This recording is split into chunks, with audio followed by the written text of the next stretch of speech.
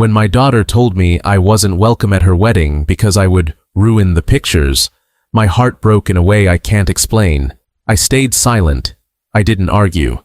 But on the day of the ceremony, when she walked down the aisle and saw who was standing beside her groom, her smile disappeared and her face turned pale. Before I share what happened that day, make sure to subscribe to the channel and tell me in the comments where you're watching from.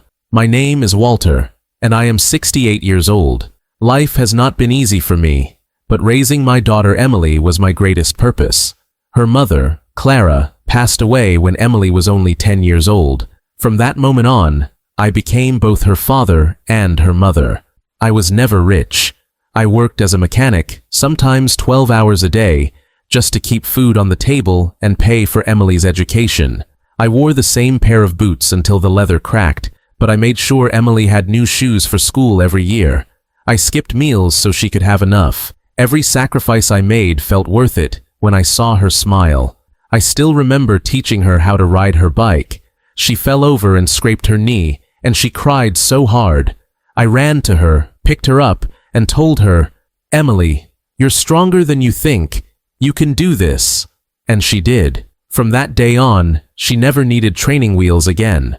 Moments like those kept me going. But as Emily grew older, she changed. She became ambitious, smart, and independent, things I was proud of. But she also became distant. She started caring more about appearances, about fitting in with people who had money and status. She was drawn to a different world, one that I didn't belong to. When she met Michael, the man who would become her fiancé, she seemed happier than ever. He was tall, charming, and from a wealthy family. Everyone in town praised the match. I wanted to believe he was a good man, but something about him never felt right to me. Still, I kept quiet. Emily deserved happiness, and I thought maybe I was just being protective. That was until one afternoon, when she sat me down and said words that cut me deeper than any wound. "Dad," she said, "I don't want you at the wedding." I looked at her, thinking I had heard wrong. "What do you mean?" I asked. She sighed, frustrated, like she was explaining something obvious. "You'll ruin the pictures. You don't fit in with Michael's family. I need everything to look perfect, and you don't look perfect, Dad." I felt my chest tighten. I wanted to remind her of everything I had done, of every sacrifice I made, of how I gave my whole life to her.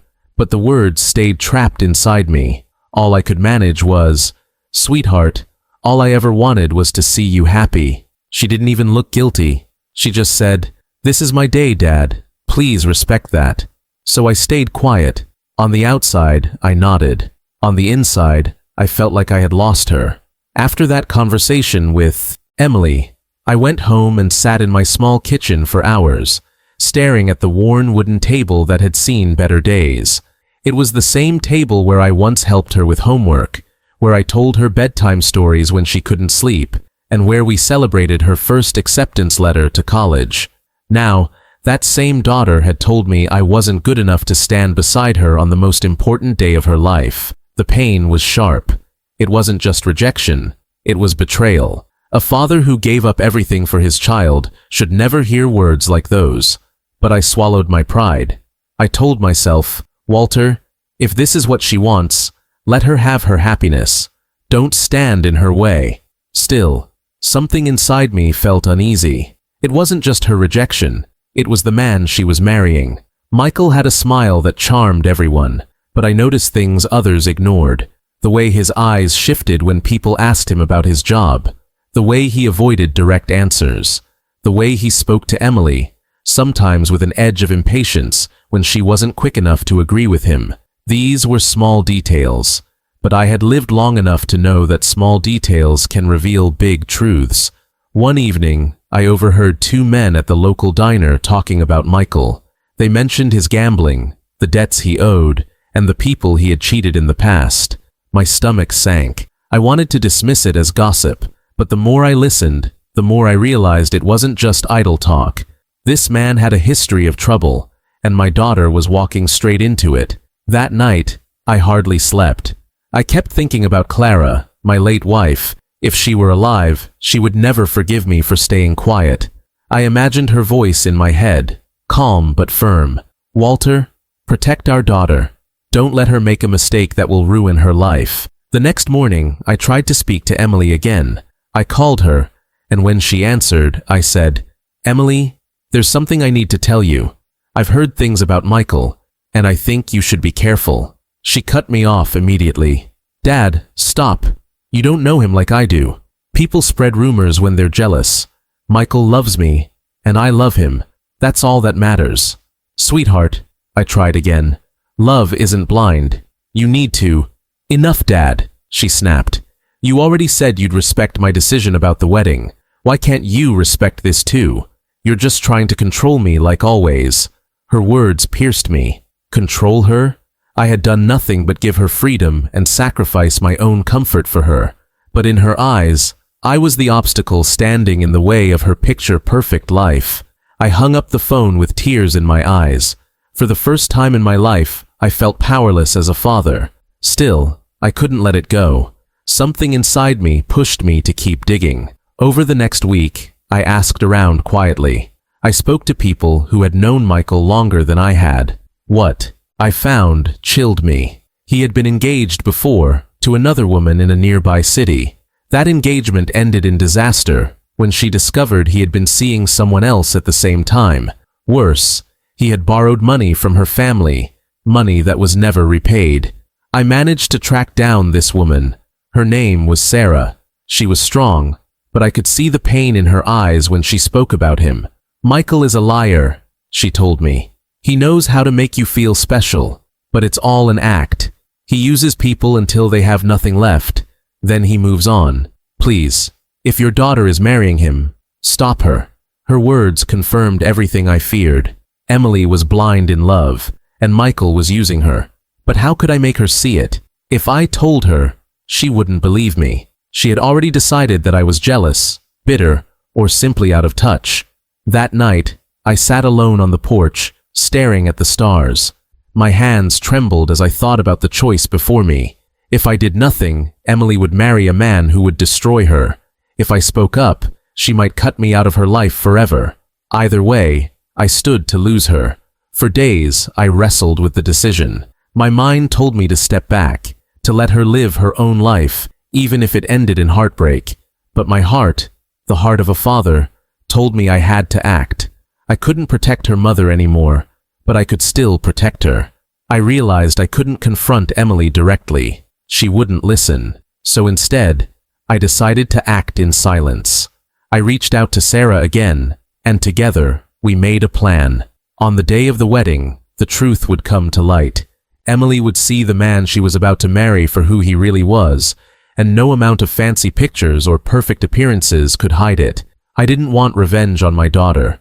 I didn't even want revenge on Michael. I wanted only one thing, to save Emily from a lifetime of regret. And so I waited, quietly, as the wedding day drew closer. Every day felt heavier, every hour ticking down like a drumbeat in my chest. I knew what I had to do. I just prayed that when the moment came, Emily would finally see the truth, even if it meant she hated me for how she learned it. The wedding day was getting closer, and my heart felt heavier with each passing sunrise. Emily had stopped calling me. I knew she was busy with preparations, but deep down, I felt it was more than that. She was avoiding me. In her eyes, I was the one trying to ruin her happiness, the one who didn't belong. That hurt worse than anything. I could live without being invited to her wedding, but I could not live with knowing I had failed her when she needed me most. Every night I thought of Clara, my late wife. I pictured her soft smile, her calm strength. She would have known what to do. I imagined her voice telling me, "Walter, don't stay silent.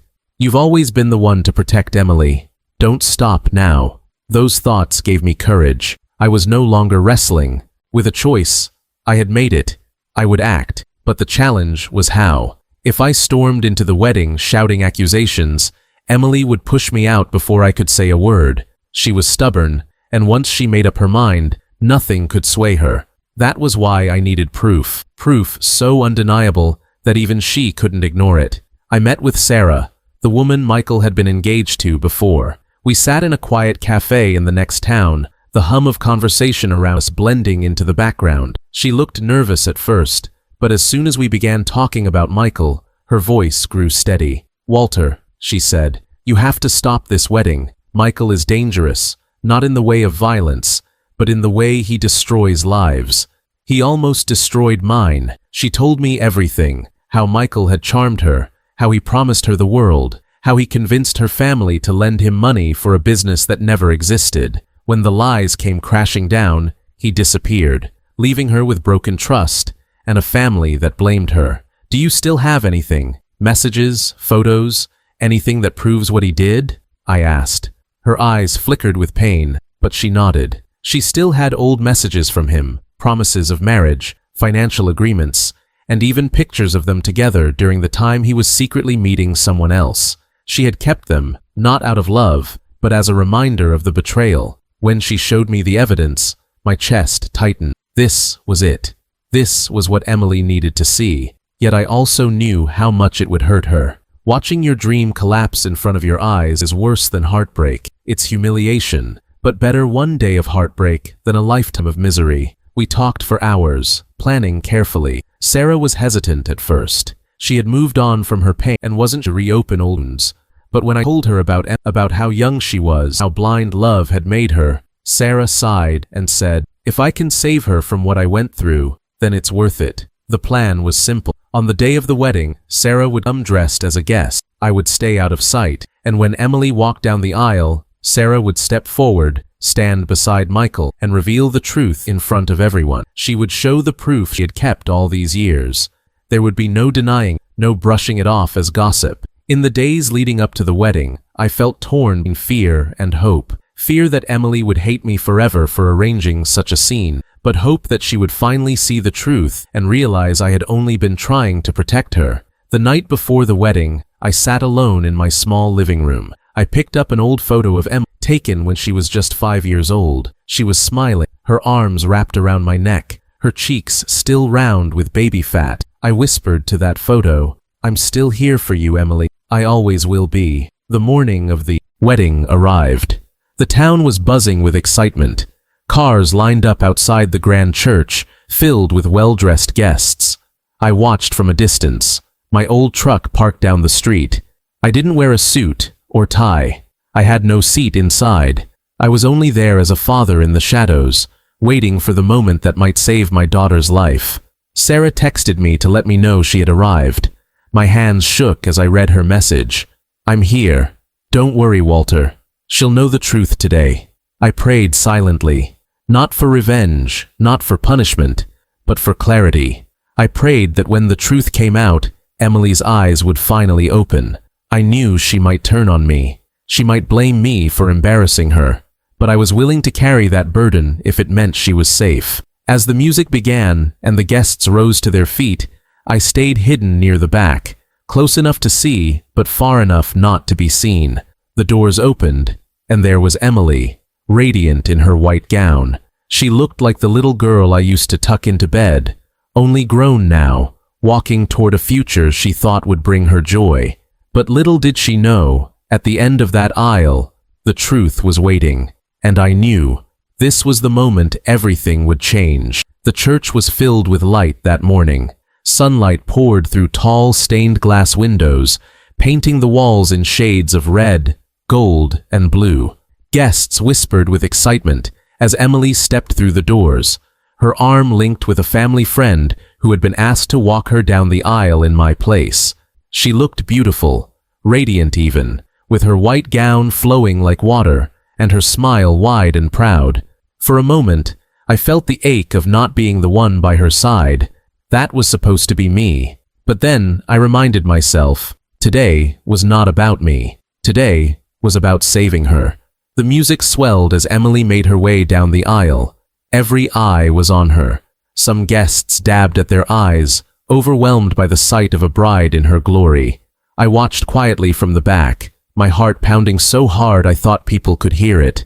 My palms were damp, and I felt as if I was holding my breath, waiting for the storm that was about to break. Michael stood at the altar in his perfectly tailored suit, flashing his polished smile at everyone. He looked like the kind of man who had it all together. but I knew the truth, and soon, so would Emily. Halfway down the aisle, Sarah stepped forward. She had been sitting among the guests, her face calm, but her eyes sharp with purpose. The sound of her heels clicking against the church floor echoed louder than the music itself. People turned their heads in confusion, wondering why this stranger was walking toward the groom. Emily slowed her steps, her smile faltering as she saw Sarah approach the altar. Michael's face changed in an instant. The confident grin melted into shock, then panic. His eyes darted from Sarah to the crowd, then back again. He whispered something under his breath, but the microphone picked it up just enough for everyone to hear. "What are you doing here?" The room fell silent. The organ stopped. Guests leaned forward, confused. Emily stood frozen, clutching her bouquet, her knuckles turning white. Sarah faced Michael directly, her voice strong and steady. "I'm here because you lied. You told me you loved me. You told me we were going to be married. And all the while, you were planning this." She held up her phone, the screen glowing with messages, photos, and proof. Gasps filled the church as she scrolled through them for everyone to see.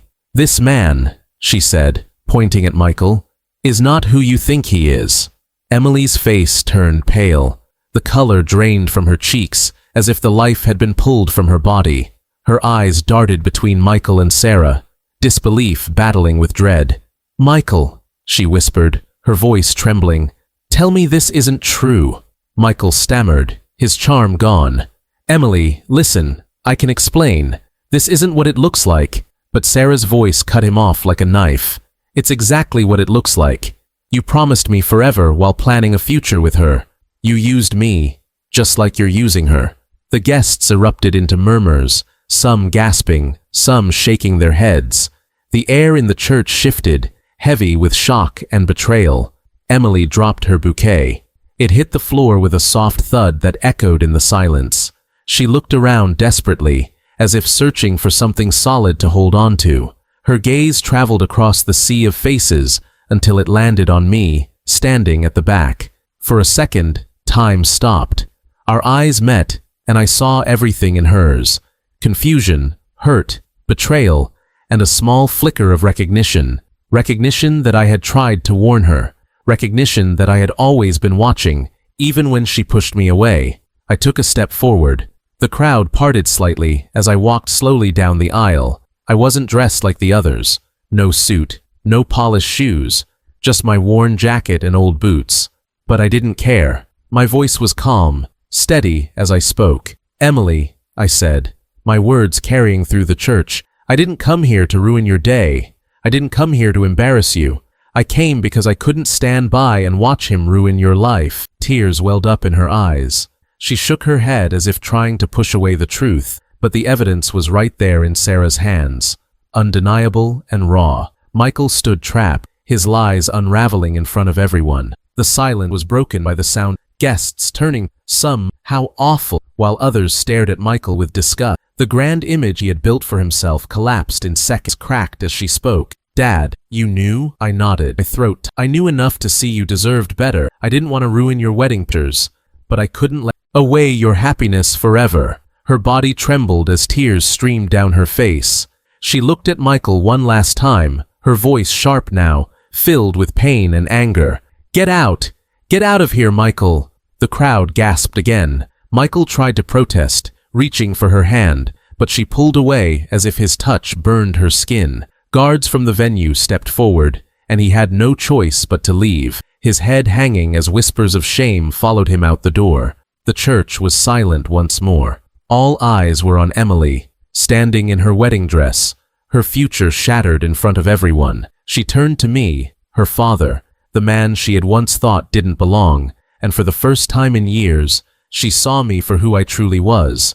Not an embarrassment, not a burden, but the one person who had always stood by her, no matter what. I didn't smile. I didn't celebrate. I simply walked closer and whispered, "It's over, Emily. You're safe now." Her shoulders collapsed as she sobbed, falling into my arms.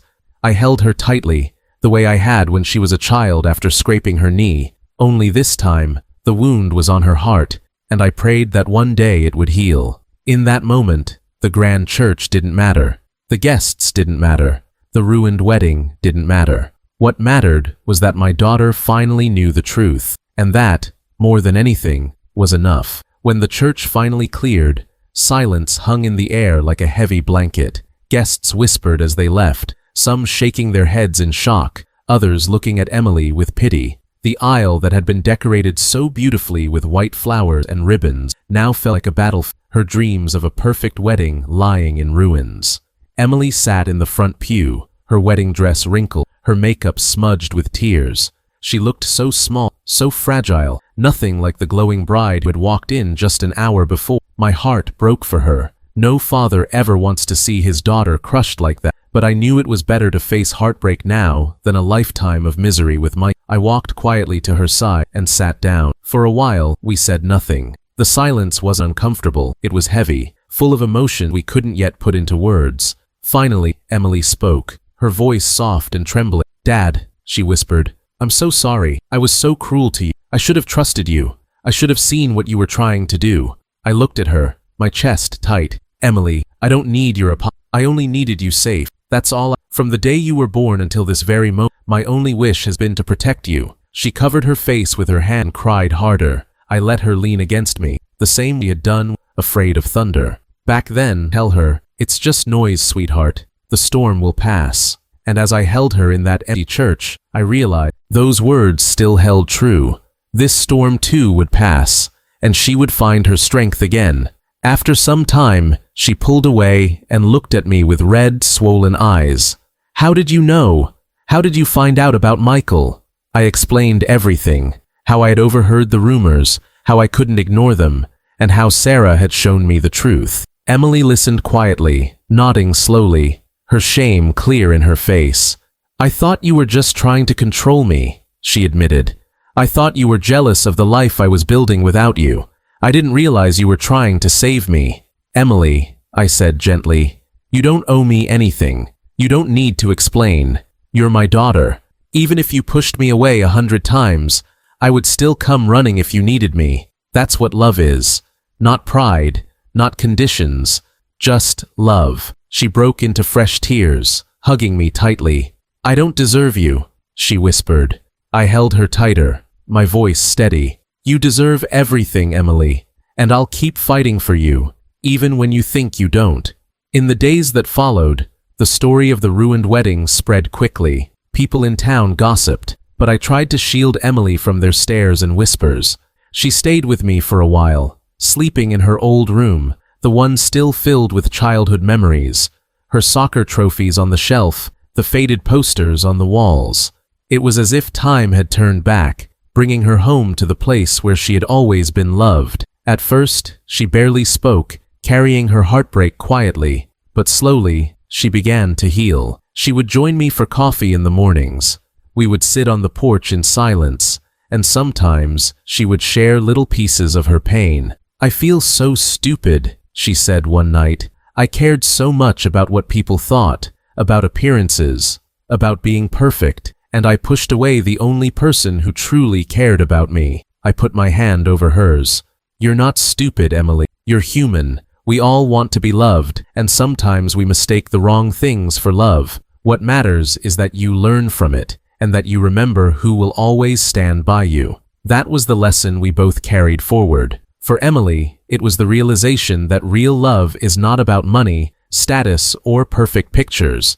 It's about loyalty, honesty, and sacrifice. For me, it was a reminder that sometimes being a parent means letting your child stumble, but never letting them fall too far. Months later, Emily began to smile again. She started volunteering at a local shelter, focusing on rebuilding her life. And one evening, as we sat watching the sunset, she turned to me and said, "Dad, if I ever do get married again, I want you to walk me down the aisle. I don't care if your jacket or your boots are worn. You're my father. That's all that matters." Tears filled my eyes, but this time they weren't from pain. They were from gratitude. I realized that no matter how broken things had become, love had brought us back together. I may never be in her wedding pictures, but I knew I was forever in her heart's picture. And that was enough. If you found this story powerful, make sure to subscribe to the channel for more stories like this, and let me know in the comments where you are watching from.